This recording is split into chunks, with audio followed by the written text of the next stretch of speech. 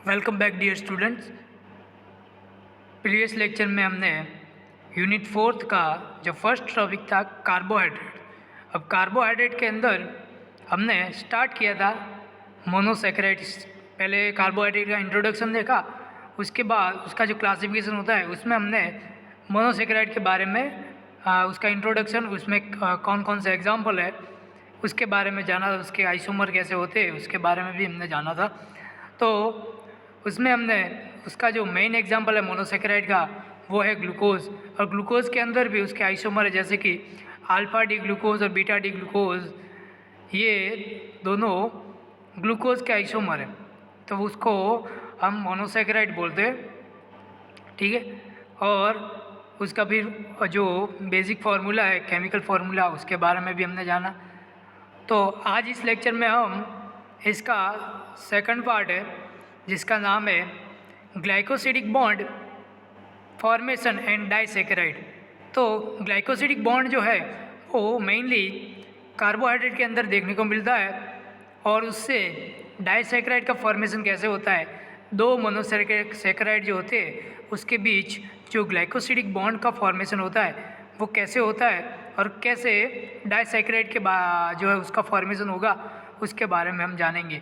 ठीक है, तो शुरुआत करते हैं। सबसे पहले देखिए यहाँ पे केमिकल बॉन्ड है जो कि कार्बोहाइड्रेट के अंदर देखने को मिलेगा मेनली, और उसका नाम है ग्लाइकोसिडिक बॉन्ड।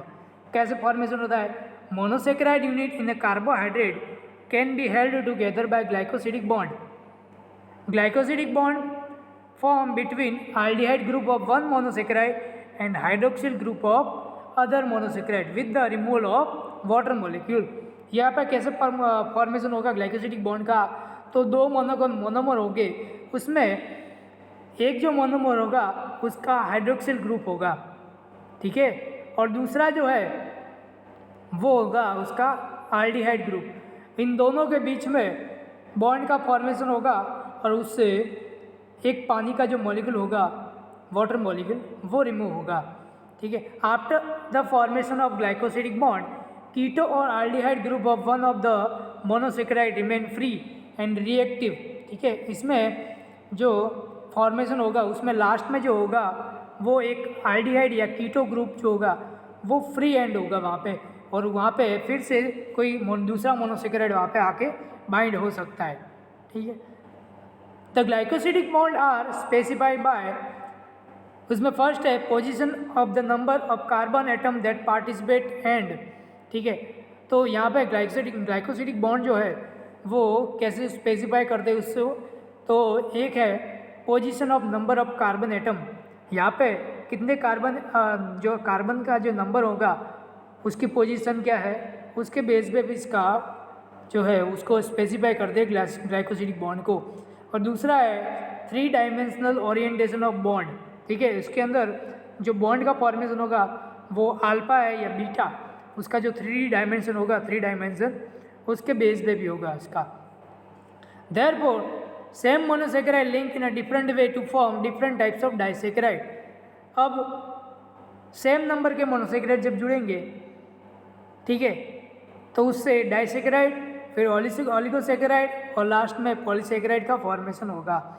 कैसे फॉर्मेशन होता है डाइसेकेराइड का, इसके बारे में भी हम जानेंगे।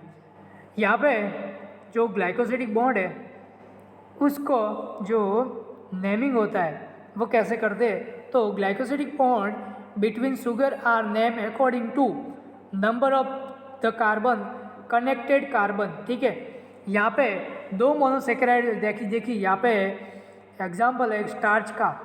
ठीक है, तो स्टार्च में ये एक ग्लूकोज है, ये दूसरा ग्लूकोज है, इसके बीच में जो फॉर्मेशन हो रहा है बॉन्ड का वो है ये ग्लाइकोसिडिक बॉन्ड। यहाँ पे इसको बोलेंगे ग्लाइकोसिडिक बॉन्ड। ठीक है, ये वाला। तो इसमें देखिए पहला जो है वो है 1/4।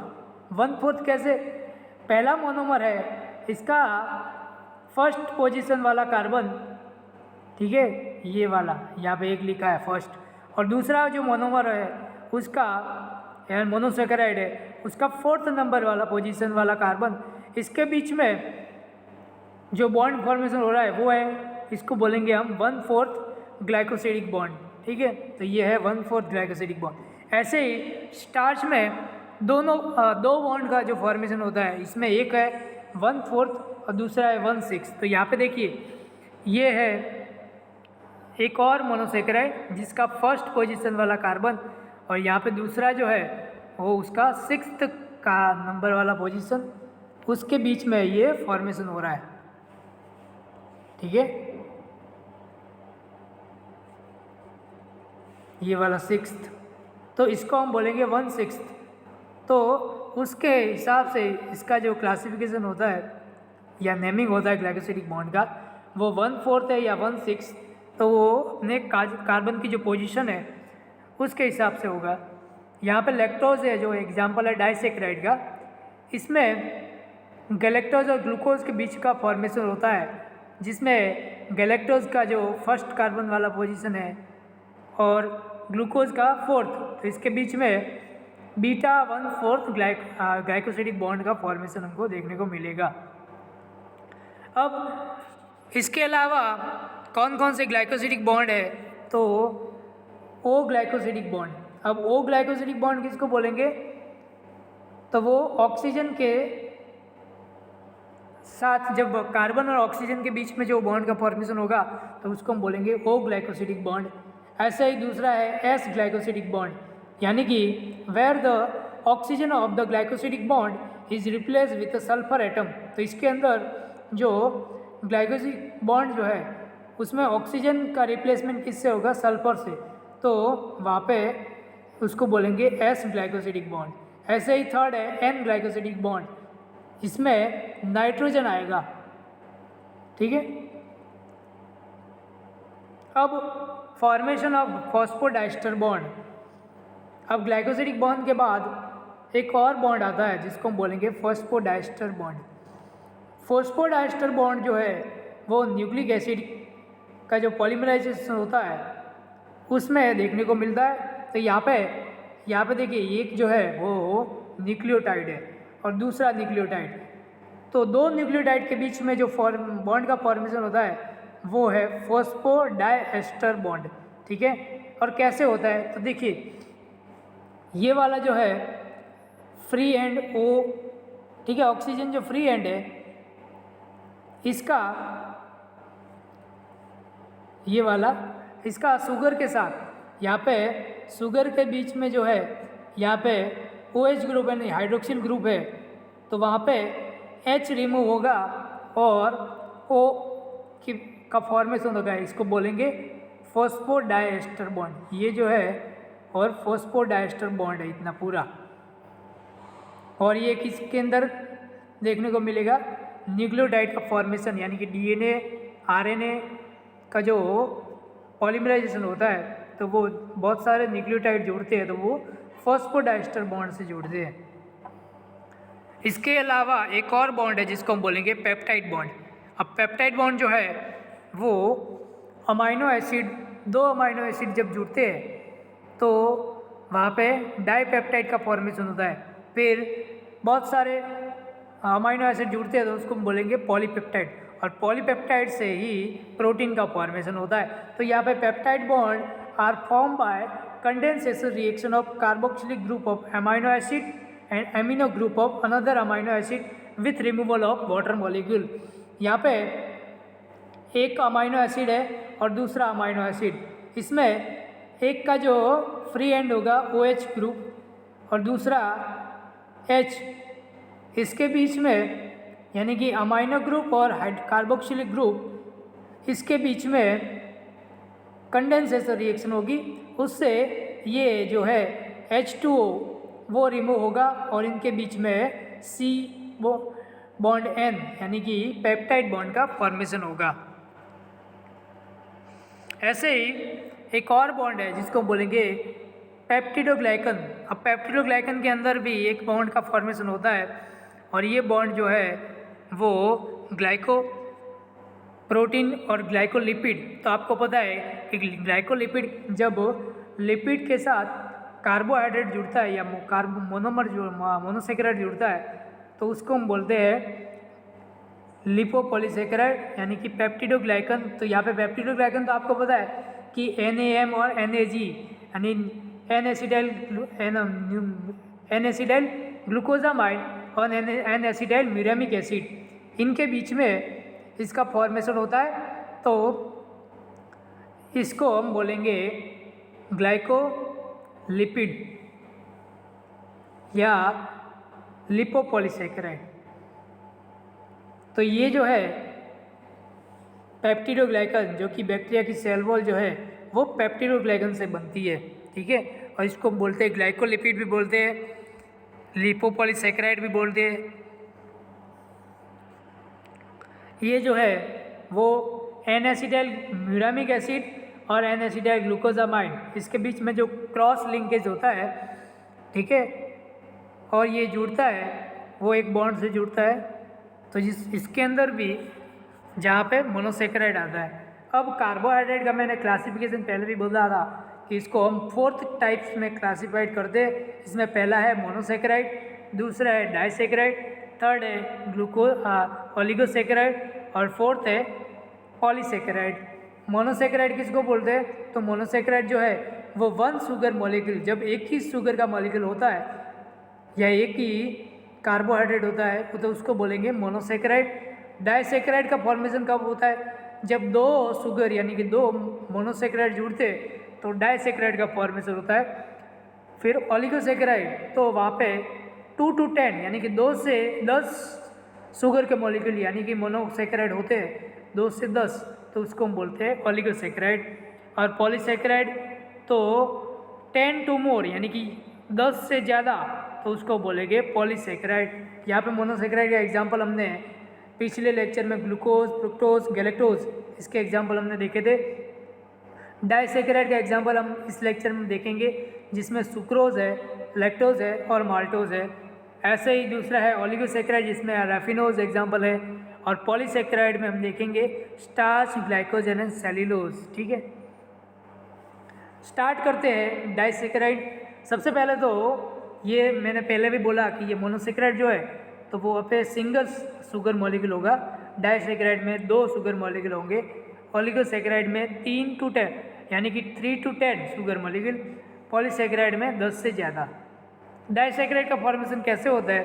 तो consist of 2 monosaccharide joined by covalently by an O glycoside bond form when a hydroxyl group of one sugar react with another monomeric carbon of other, ठीक है। तो मैंने पहले भी बोला था कि आल्डिहाइड और जो इसके साथ जो जुड़ता है तो उसके बीच में फॉर्मेशन होता है बॉन्ड का, जिसको हम बोलेंगे ग्लाइकोसिडिक बॉन्ड। और ग्लाइकोसिडिक बॉन्ड जो है उसको हम बोलते हैं, यहाँ से जो फॉर्मेशन होगा उसको हम बोलेंगे ग्लाइकोसाइड। जब डाइसेकेराइड बनता है तो उसको हम बोलेंगे ग्लाइकोसाइड। और किससे बनता है ये ग्लाइकोसाइड? ग्लाइकोसिडिक बॉन्ड से। यहाँ पे डाइसेकेराइड का फॉर्मेशन बताया, एक एग्जांपल लिया है इसमें माल्टोज, ठीक है। ये जो माल्टोज है ये डाइसेकेराइड है और ये किससे बनता है? तो ये बनता है ग्लूकोज के 2 शुगर मॉलिक्यूल यानी कि ग्लूकोज के मोनोमर जो है उनसे बनता है। और इसके बीच में ये जो है यहाँ पे जुड़ेगा और ये क्या बनेगा? ग्लाइकोसिडिक बॉन्ड, ये HOH, ठीक है, इसको हम बोलेंगे ग्लाइकोसिडिक बॉन्ड। और यहाँ पे H2O जो है वो रिमूव हो गई यहाँ से। देखिए ये जो पिंक कलर है इसमें H2O यहाँ से रिमूव होगा। डाइसेकेराइड के एग्जांपल हमने पहले भी मैंने बोला आगे कि सुक्रोज है, माल्टोज और लैक्टोज। इसका मॉलिक्यूलर फार्मूला जो है वो है C12H22O11, ठीक है। और ये जो है जब इसका डाइसेकेराइड जो है इसका हाइड्रोलिसिस करते या इसको ब्रेक डाउन करते तो उसमें 2 मोनोसेकेराइड अलग हो जाते। ये जो डाइसेकेराइड है वो वाटर सॉल्युबल होते हैं, ठीक है। अब इसमें पहला एग्जांपल है माल्टोज। माल्टोज जो है वो डाइसेकेराइड है और ये किससे बनता है? तो यहाँ पे ग्लाइकोसिडिक बॉन्ड इसके अंदर फॉर्मेशन होगा और किसके बीच में होगा? तो यहाँ पे 2 ग्लूकोज के मोनोमर होंगे जिसमें 1,4 ग्लाइकोसिडिक बॉन्ड का फॉर्मेशन देखने को मिलेगा। इस माल्टोज को आप माल्ट शुगर भी बोलते हैं, ठीक है जी। यहाँ पे देखिए, it is occur in the cell of breakdown product of starch. जब स्टार्च का ब्रेकडाउन होता है, यानी कि स्टार्च जो है वो पॉलीसेकेराइड है, तो उससे माल्टोज का फॉर्मेशन होता है। माल्टोज है वो एक डाइसेकेराइड है। यहाँ पे एग्जाम्पल और इसका स्ट्रक्चर दिया है माल्टोज का, ठीक है। 1/4 ग्लाइकोसिडिक बॉन्ड से जुड़ेंगे 2 ग्लूकोज, तो वहाँ पे माल्टोज का फॉर्मेशन होगा। ऐसे ही सुक्रोज है, तो सुक्रोज भी आप जो घर में शक्कर जो है उसका यूज़ करते हैं, तो उसको ही हम बोलेंगे सुक्रोज। ये कैन शुगर से इसको एक्सट्रैक्ट करते हैं, इसलिए उसका नाम बोले कैन शुगर भी बोलते हैं इसको। When hydrolyse it mixture of glucose and fructose, ठीक है। ये जब इसका हाइड्रोलिसिस होता है तो वहाँ पे ग्लूकोज और फ्रुक्टोज है वो रिलीज होते हैं। तो इसको कैसे इसका फॉर्मेशन होता है, तो वहाँ पे ग्लूकोज और फ्रुक्टोज, ग्लूकोज भी मोनोसेकेराइड है और फ्रुक्टोज भी मोनोसेकेराइड, ये जब जुड़ते हैं तो वहाँ पे सुक्रोज का फॉर्मेशन करते हैं। और सुक्रोज के अंदर 1,2 ग्लाइकोसिडिक लिंकेज आपको देखने को मिलेगा, ठीक है। इसके बाद थर्ड एग्जांपल है सेलोबायोज। सेलोबायोज यानी कि सेलुलोज का मोनोमर है।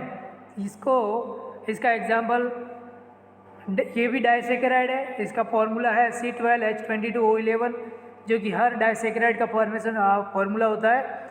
इसके अंदर सेलोबायोज जो है वो एक रिड्यूसिंग शुगर है, और ये बीटा ग्लूकोज मॉलिक्यूल इसके अंदर होता है, यानी कि ग्लूकोज के मॉलिक्यूल होते हैं पर वो बीटा ग्लूकोज के मॉलिक्यूल होते हैं। और इसके अंदर जो फॉर्मेशन होगा वो होगा बीटा 1,4 ग्लाइकोसिडिक बॉन्ड, यानी कि, और इसको एसिड या ग्लूकोज एंजाइमेटिकली आपको इसको हाइड्रोलाइज कर सकते हैं। सेलोबायोज का एग्जांपल और इसका स्ट्रक्चर है। यहाँ पे मैंने पहले भी बोला कि ये जो बीटा 1,4 ग्लाइकोसिडिक बॉन्ड इसके अंदर देखने को मिला है। ये जो वर्चुअली नो टेस्ट, इसके अंदर इसका जो टेस्ट है वो टेस्ट नहीं होता इसमें। इसको आप ईस्ट के द्वारा फर्मेंट भी नहीं कर सकते, यानी कि फर्मेंटेटिव इसको आप प्रोडक्शन नहीं कर सकते इसका। ये जो है वो सेल्यूलोज का, जब सेल्यूलोज को हाइड्रोलिसिस करते हैं तो उससे ये सेलोबायोज बनता है।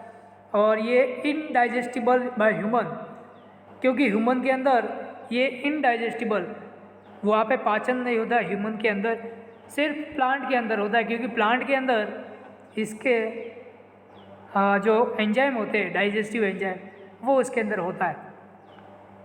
और इसके अंदर भी 1/4 ग्लाइकोसिडिक बीटा 1,4 ग्लाइकोसिडिक बॉन्ड जो है वो देखने को मिलेगा। थर्ड, इसके बाद और एग्जांपल है लैक्टोज। ये भी डाइसेकेराइड है। आप इसको मिल्क शुगर भी बोलते हैं, क्योंकि ये शुगर के अंदर, मिल्क के अंदर ये शुगर जो है वो पाई जाती है, लैक्टोज, ठीक है।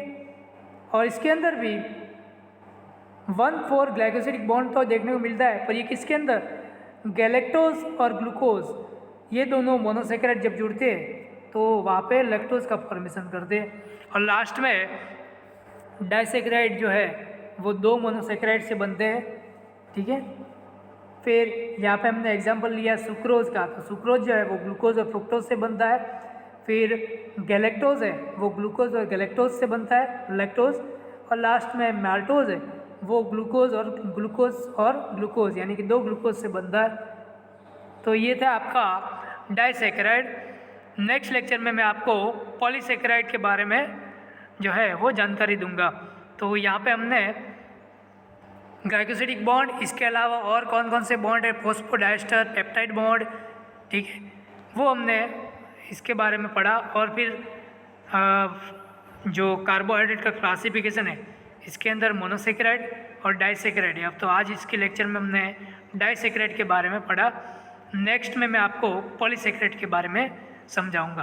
तो ठीक है, थैंक यू।